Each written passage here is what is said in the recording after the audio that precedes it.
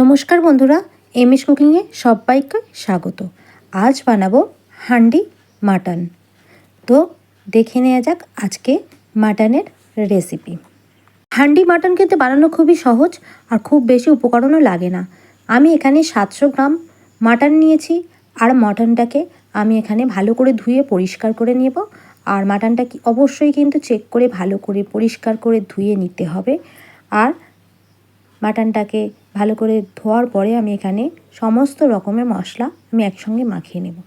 দিয়ে দেব পরিমাণ মতো হলুদের গুঁড়ো, আর দিয়ে দেব পরিমাণ মতো লঙ্কার গুঁড়ো, আর পরিমাণ মতো অবশ্যই কিন্তু নুন। আর আপনারা এখানে চাইলে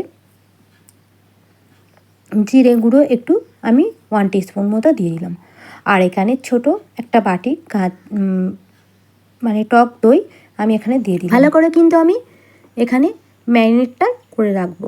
তবে হান্ডি মাটন বানানোর বেশ কিছুক্ষণ 2-3 ঘন্টা আগে কিন্তু মাটনটাকে যদি ম্যারিনেট করে রাখি তাহলে কিন্তু বেশ ভালো হয় রেসিপিটি। আমি এখানে কিন্তু সরিষার তেলও হাত দিয়ে কিন্তু ভালোভাবে মেখে নিলাম আমি মাটনটা। এবার এখানে ঢাকা দিয়ে আমি রেখে দেবো। আর নিয়ে নিয়েছি টমেটো কুচি, আলু নিয়ে নিয়েছি, আর পেঁয়াজগুলো নিয়ে নিয়েছি, শুকনো লঙ্কা, কাঁচা লঙ্কা নিয়েছি, আর গোটা গরম মশলা দিয়ে দেব। আদা, রসুন আর পেঁয়াজ একই সঙ্গে আমি এখানে ব্লেন্ড করে নেব। অল্প একটু জলও দিলাম, দিয়ে ভালো করে কিন্তু আমি মিহি করে পেস্ট করে নিয়েছি। পেস্ট করা হয়ে গেছে। তারপরে আমি নিয়ে নিলাম একটা হাঁড়ি, মাটির হাঁড়ি নিয়ে নিয়েছি। হাঁড়িটি আপনারা চাইলে একবার কিন্তু এখানে ভাতও করে নিতে পারেন। আবার হাঁড়িটাকে কিন্তু ভালো করে একটা স্কচ ব্রাইটের সাহায্যে ভালো করে ঘষে ঘষে কিন্তু পরিষ্কার করে নিতে হবে। আমি কিন্তু হাঁড়ির মধ্যে তেল দিয়ে দিয়েছি গরম হওয়ার জন্য। আর এখানে যে গোটা গরম মশলাটা নিয়েছি, গোটা গরম মশলাটা কিন্তু ভালো করে আমি থিতো করে নিচ্ছি। আর হাঁড়ির মধ্যে তেল কিন্তু বেশ গরম হয়ে গেছে। আমি কিন্তু সরিষার তেল কিন্তু দিয়েছিলাম, আর এখানে গোটা শুকনো লঙ্কা দিয়েছি, আর গরম মশলাটা ফোড়ন হিসেবে দিয়েছিলাম। আর দিয়ে দিলাম সরু সরু কেটে রাখা পেঁয়াজগুলোকেও দিয়ে দিলাম। দিয়ে কিন্তু একটুখানি আমি নাড়াচাড়া করবো ভালো করে। একটুখানি নাড়াচাড়া করতে করতে এখানে টমেটো কুচিয়ে রেখেছিলাম সেটাকেও দিয়ে দিলাম। আপনারা কিন্তু চাইলে কিন্তু মাটনের সঙ্গে এগুলো মাখিয়ে নিতে পারেন। তো আমি এগুলো মাটনে মাখিয়ে রাখিনি। তারপরে যে পেস্টটা বানিয়েছিলাম আদা, পেঁয়াজ আর এখানে রসুনের পেস্ট বানিয়েছিলাম সেটাকেও হাঁড়ির মধ্যে দিয়ে দিলাম, আর মশলাটা কষিয়ে নিলাম। আপনারা চাইলে অতি অবশ্যই কিন্তু মাটনে মেখে রাখতে পারেন। আমি আলাদা করে মশলাটা কষিয়ে নিচ্ছি, তাতে আমার কাঁচা রসুনের গন্ধটা যাতে না থাকে আর পেঁয়াজের গন্ধটা না থাকে। আপনারা কিন্তু এটা কিন্তু ম্যারিনেটের সময়ও করে নিতে পারেন। সমস্ত কিছু একই সঙ্গে মাখিয়ে হাঁড়ির মধ্যেও তুলে দিতে পারেন। আমি এক্সট্রাভাবে এটা মশলাটা কষিয়ে নিচ্ছি। তারপরে কিন্তু মশলাটা বেশ কষানো হয়ে গেছে। তারপরে আমি যে মাটনটাকে মাখিয়ে রেখেছিলাম 2-3 ঘন্টার জন্য, আপনারা চাইলে আধা ঘন্টাও মাখতে পারেন। তো সেইটা মাটনটাকে দিয়ে মাটনটাকে একইভাবে সব কিন্তু নাড়াচাড়া করে আমি হাঁড়ির মধ্যে নাড়াচাড়া করে দিলাম।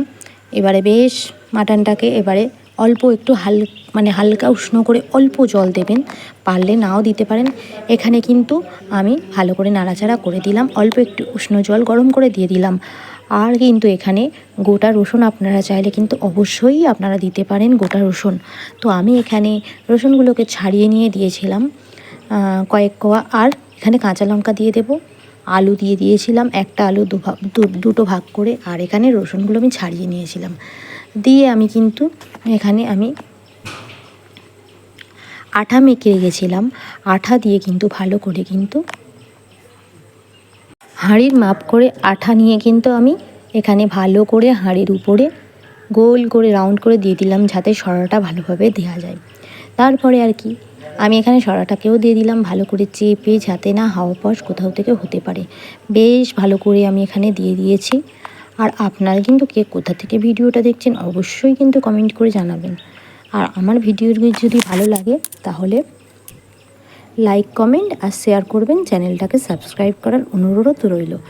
তো এটাকে আমি এবারে আধা ঘন্টা বা পৌনে 1 ঘন্টার মতো আমি এখানে 45 মিনিটের জন্য হাঁড়িটাকে গ্যাসটা লো ফ্লেমে রেখে আমি এখানে রেখে দিলাম।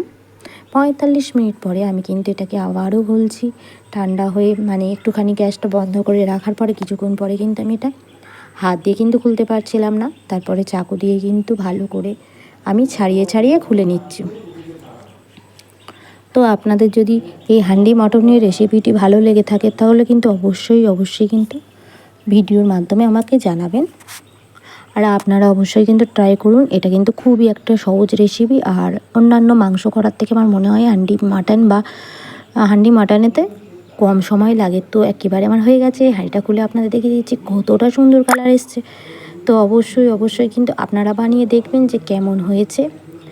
আর তো আজকে এইটুকু, ভালো থাকবেন, সুস্থ থাকবেন, আর অবশ্যই আমার চ্যানেলটিকে সাবস্ক্রাইব করবেন, শেয়ার করবেন ভিডিওটি।